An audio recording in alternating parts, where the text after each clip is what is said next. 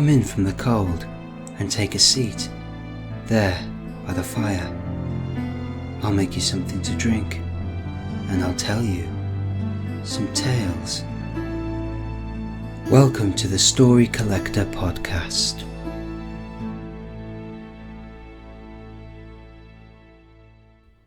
In tonight's tale, we will meet a family whose lives are forever changed by a talisman which carries with it an evil intent and a lesson to be careful what you wish for.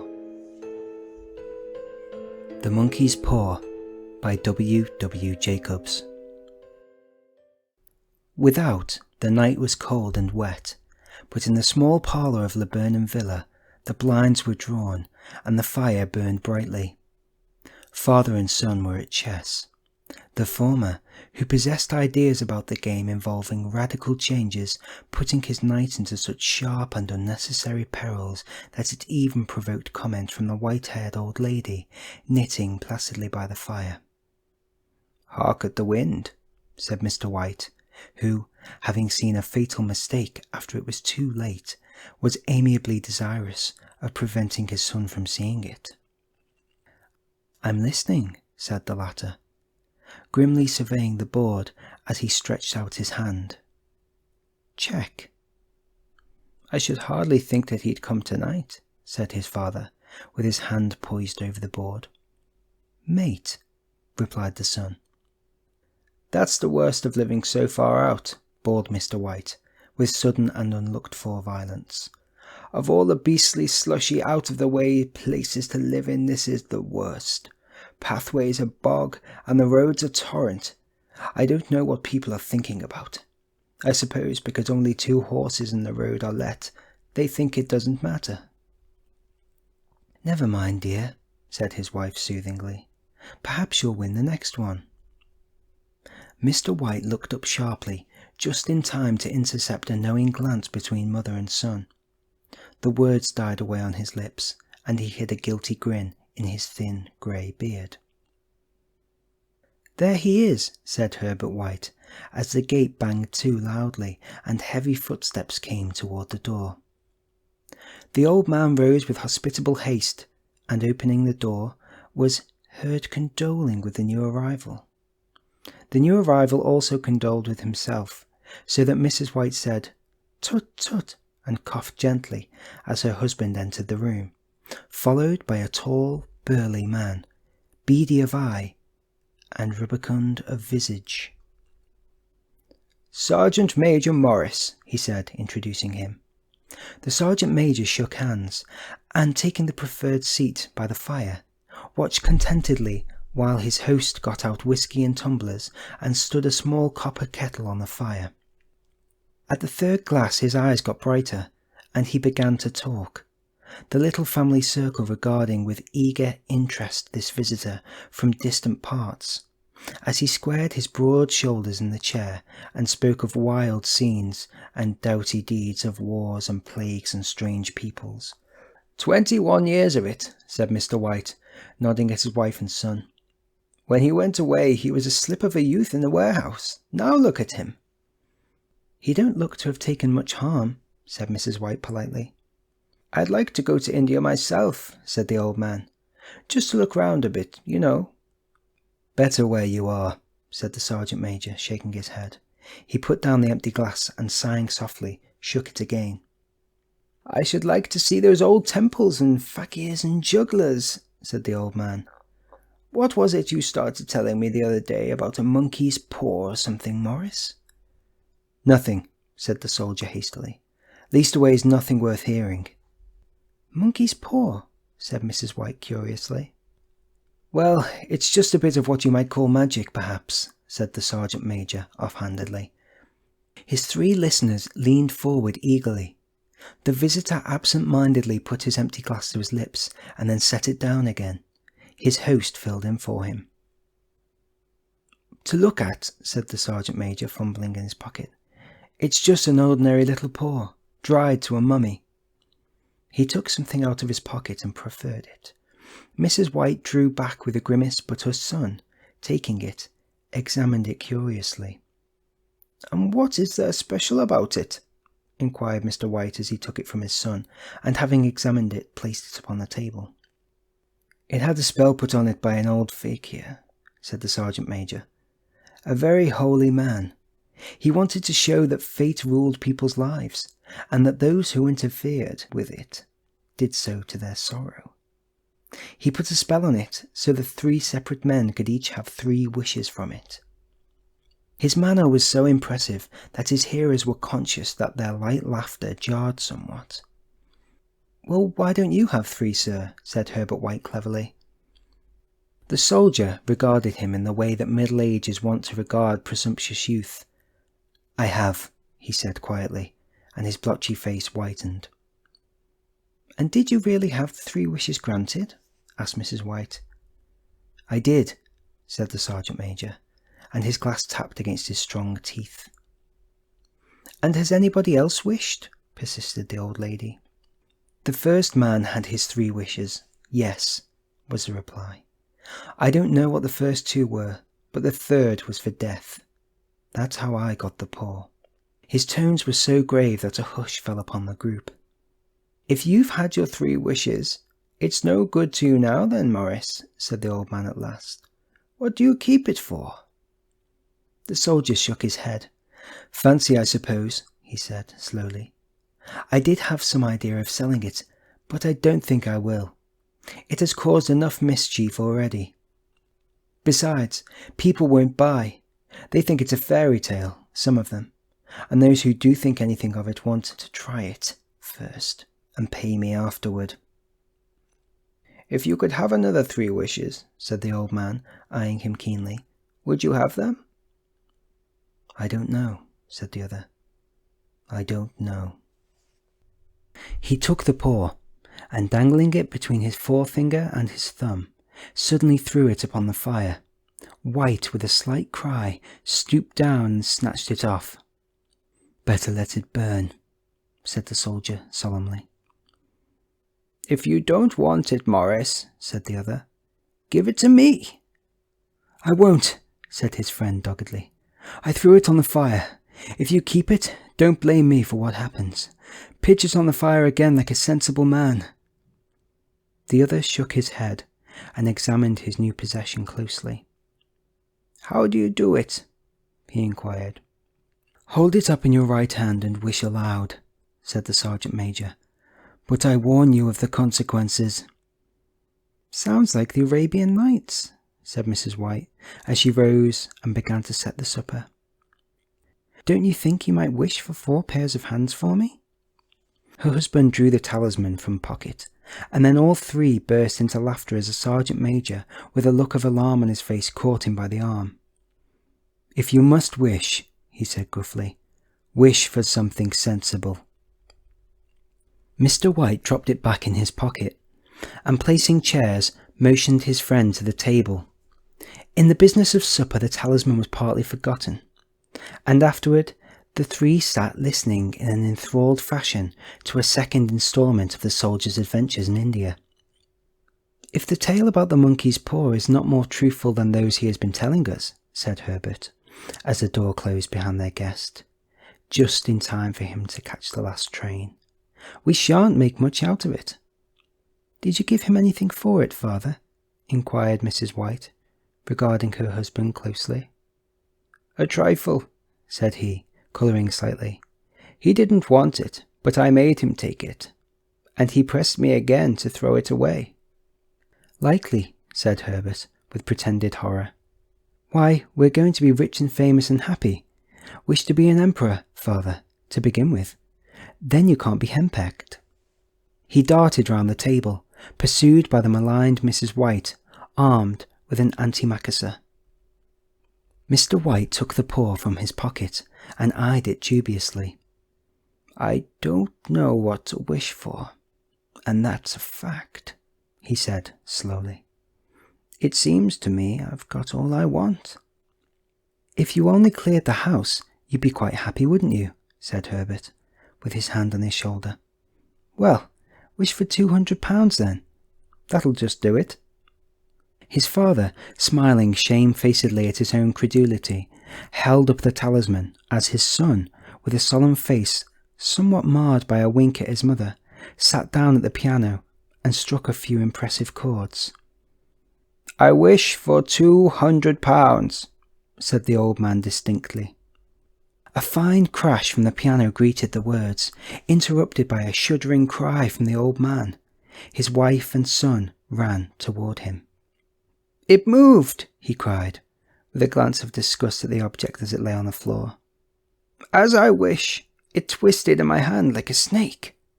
"Well, I don't see the money," said his son as he picked it up and placed it on the table, "and I bet I never shall." "It must have been your fancy, father," said his wife, regarding him anxiously. He shook his head. "Never mind, no, there's no harm done, but it gave me a shock all the same." They sat down by the fire again, while the two men finished their pipes. Outside the wind was higher than ever, and the old man started nervously at the sound of a door banging upstairs. A silence unusual and depressing settled upon all three, which lasted until the old couple rose to retire for the night. "I expect you'll find your cash tied up in a big bag in the middle of your bed," said Herbert, as he bade them good night, "and something horrible squatting up on top of the wardrobe, watching you as you pocket your ill-gotten gains." He sat alone in the darkness, gazing at the dying fire, and seeing faces in it. The last face was so horrible and so simian that he gazed at it in amazement. It got so vivid that, with a little uneasy laugh, he felt on the table for a glass containing a little water to throw over it. His hands grasped at the monkey's paw, and with a little shiver he wiped his head on his coat and went up to bed. In the brightness of the wintry sun next morning, as it streamed over the breakfast table, he laughed at his fears. There was an air of prosaic wholesomeness about the room, which it had lacked on the previous night, and the dirty, shrivelled little paw was pitched on the sideboard with a carelessness which betokened no great belief in its virtues. "I suppose all old soldiers are the same," said Mrs. White. "The idea of our listening to such nonsense! How could wishes be granted in these days? And if they could, how could £200 hurt you, father?" "Might drop on his head from the sky," said a frivolous Herbert. "Morris said the things happened so naturally," said his father, "that you might, if you so wished, attribute it to coincidence." "Well, don't break into the money before I come back," said Herbert, as he rose from the table. "I'm afraid that'll turn you into a mean, avaricious man, and we shall have to disown you." His mother laughed, and following him to the door watched him down the road, and returning to the breakfast table was very happy at the expense of her husband's credulity, all of which did not prevent her from scurrying to the door at the postman's knock, nor prevent her from referring somewhat shortly to retired sergeant majors of bibulous habits when she found that the post brought a tailor's bill. "Herbert will have some more of his funny remarks, I expect, when he comes home," she said, as they sat at dinner. "I dare say," said Mr. White, pouring himself out some beer. "But for all that, the thing moved in my hand. That I'll swear to." "You thought it did," said the old lady soothingly. "I say it did," replied the other. "There was no thought about it. I had just... What's the matter?" His wife made no reply. She was watching the mysterious movements of a man outside, who, peering in an undecided fashion at the house, appeared to be trying to make up his mind to enter. In mental connection with the £200, she noticed that the stranger was well dressed and wore a silk hat of glossy newness. 3 times he paused at the gate, and then walked on again. The 4th time he stood with his hand upon it, and then, with sudden resolution, flung it open and walked up the path. Mrs. White at the same moment placed her hands behind her, and hurriedly unfastening the strings of her apron, put that useful article of apparel beneath the cushion of her chair. She brought the stranger, who seemed ill at ease, into the room. He gazed at her furtively, and listened in a preoccupied fashion as the old lady apologized for the appearance of the room and her husband's coat, a garment which he usually reserved for the garden. She then waited as patiently as her sex would permit for him to broach his business, but he was at first strangely silent. "I was asked to call," he said at last, and stooped and picked a piece of cotton from his trousers.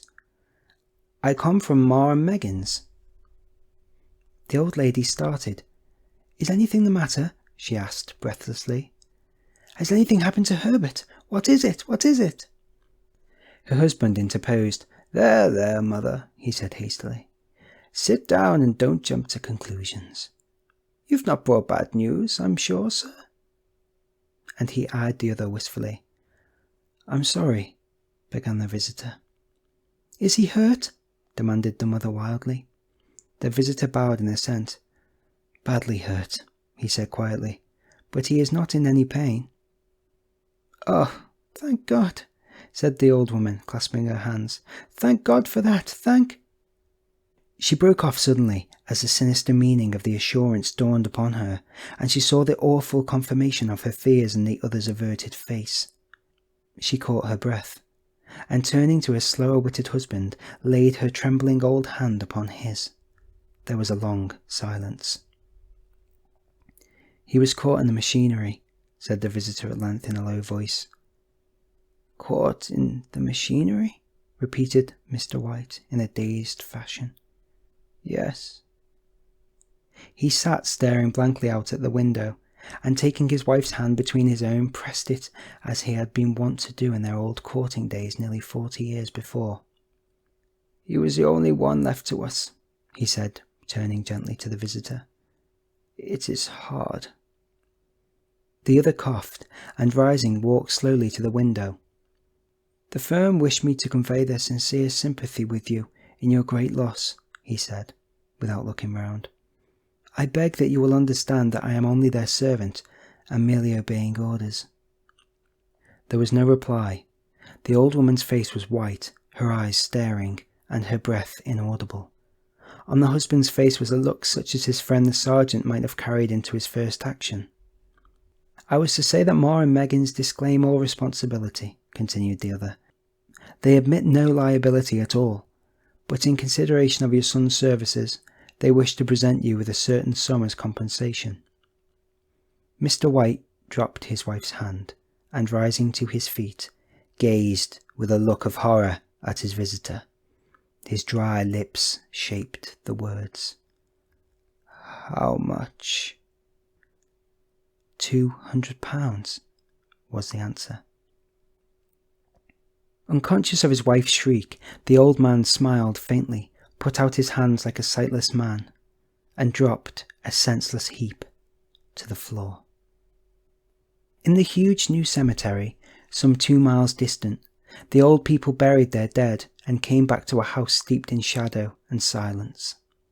It was all over so quickly that at first they could hardly realize it, and remained in a state of expectation as though of something else to happen, something else which was to lighten this load, too heavy for old hearts to bear. But the days passed, and expectation gave place to resignation, the hopeless resignation of the old, sometimes miscalled apathy. Sometimes they hardly exchanged a word, for now they had nothing to talk about, and their days were long to weariness. It was about a week after that the old man, walking suddenly in the night, stretched out his hand and found himself alone. The room was in darkness, and the sound of subdued weeping came from the window. He raised himself in bed and listened. "Come back," he said tenderly. "You will be cold." "It is colder for my son," said the old woman, and wept afresh. The sound of her sobs died away on his ears. The bed was warm, and his eyes heavy with sleep. He dozed fitfully, and then slept until a sudden wild cry from his wife awoke him with a start. "The paw!" she cried wildly. "The monkey's paw!" He sat up in alarm. Where is it? What's the matter?" She came stumbling across the room towards him. "I want it," she said quietly. "You've not destroyed it?" "It's in the parlour, on the bracket," he replied, marvelling. "Why?" She cried and laughed together, and bending over kissed his cheek. "I only just thought of it," she said hysterically. "Why didn't I think of it before? Why didn't you think of it?" "Think of what?" he questioned. "The other 2 wishes," she replied rapidly. "We've only had one." "Was not that enough?" he demanded fiercely. "No," she cried triumphantly. "We'll have one more, Go down and get it quickly, and wish our boy alive again." The man sat up in bed and flung the bedclothes from his quaking limbs. "Good God, you're mad!" he cried aghast. "Get it," she panted. "Get it quickly and wish. Oh, my boy, my boy!" Her husband struck a match and lit the candle. "Get back to bed," he said unsteadily. "You don't know what you're saying." "We had the first wish granted," said the old woman feverishly. "Why not the second?" "A coincidence," stammered the old man. "Go and get it and wish," cried his wife, quivering with excitement. The old man turned and regarded her, and his voice shook. "He has been dead 10 days, and besides I would not tell you else, but I could only recognize him by his clothing. If he was too terrible for you to see then, how now?" "Bring him back," cried the old woman, and dragged him towards the door. "Do you think I fear the child I have nursed?" He went down in the darkness and felt his way to the parlour, and then to the mantelpiece. The talisman was in its place, and a horrible fear that the unspoken wish might bring his mutilated son before him ere he could escape from the room seized upon him, and he caught his breath, and he found that he had lost the direction of the door. His brow cold with sweat, he felt his way round the table, and groped along the wall until he found himself in the small passage with the unwholesome thing in his hand. Even his wife's face seemed changed as he entered the room. It was white and expectant, and to his fears seemed to have an unnatural look upon it. He was afraid of her. "Wish!" she cried in a strong voice. "It is foolish and wicked," he faltered. "Wish!" repeated his wife. He raised his hand. "I wish my son alive again." The talisman fell to the floor, and he regarded it fearfully. Then he sank trembling into a chair, as the old woman with burning eyes walked to the window and raised the blind. He sat until he was chilled with the cold, glancing occasionally at the figure of the old woman peering through the window. The candle end, which had burned below the rim of the china candlestick, was throwing pulsating shadows on the ceiling and walls, until, with a flicker larger than the rest, it expired. The old man, with an unspeakable sense of relief at the failure of the talisman, crept back to his bed, and a minute or two afterward the old woman came silently and apathetically beside him. Neither spoke, but lay silently listening to the ticking of the clock. A stair creaked, and a squeaky mouse scurried noisily through the wall. The darkness was oppressive, and after lying for some time screwing up his courage, he took the box of matches, and striking one, went downstairs for the candle. At the foot of the stairs the match went out, and he paused to strike another. And at the same moment a knock, so quiet and stealthy as to be scarcely audible, sounded on the front door. The matches fell from his hand and spilled in the passage. He stood motionless, his breath suspended until the knock was repeated. Then he turned and fled swiftly back to his room and closed the door behind him. A third knock sounded through the house. "What's that?" cried the old woman, starting up. "A rat," said the old man in shaking tones. A rat. It passed me by on the stairs." His wife sat up in bed listening. A loud knock resounded through the house. "It's Herbert!" she screamed. "It's Herbert!" She ran to the door, but her husband was before her, and catching her by the arm, held her tightly. "What are you going to do?" he whispered hoarsely. "It's my boy, it's Herbert," she cried, struggling mechanically. "I forgot it was 2 miles away. What are you holding me for? Let go. I must open the door." "For God's sake, don't let it in," cried the old man, trembling. "You're afraid of your own son?" she cried, struggling. "Let me go. I'm coming, Herbert, I'm coming." There was another knock, and another. The old woman with a sudden wrench broke free and ran from the room. Her husband followed to the landing and called after her appealingly as she hurried downstairs. He heard the chain rattle back and the bottom bolt drawn slowly and stiffly from the socket. Then the old woman's voice, strained and panting. "The bolt!" she cried loudly. "Come down, I can't reach it." but her husband was on his hands and knees, groping wildly on the floor in search of the paw. If he could only find it before the thing outside got in. A perfect fusillade of knocks reverberated through the house, and he heard the scraping of a chair as his wife put it down in the passage against the door. He heard the creaking of the bolt as it came slowly back, and at the same moment he found the monkey's paw, and frantically breathed his third and last wish. The knocking ceased suddenly, although the echoes of it were still in the house. He heard the chair draw back and the door opened. A cold wind rushed up the staircase, and a loud wail of disappointment and misery from his wife gave him courage to run down to her side, and then to the gate beyond. The street lamp flickering opposite shone on a quiet and deserted road. The end. I hope you have enjoyed tonight's story. The Monkey's Paw was first published in 1902 and continues to be one of the greatest short horror stories of all time. I implore you to remember it and to pass it on to others, as I have to you. Thank you for listening to the Story Collector podcast.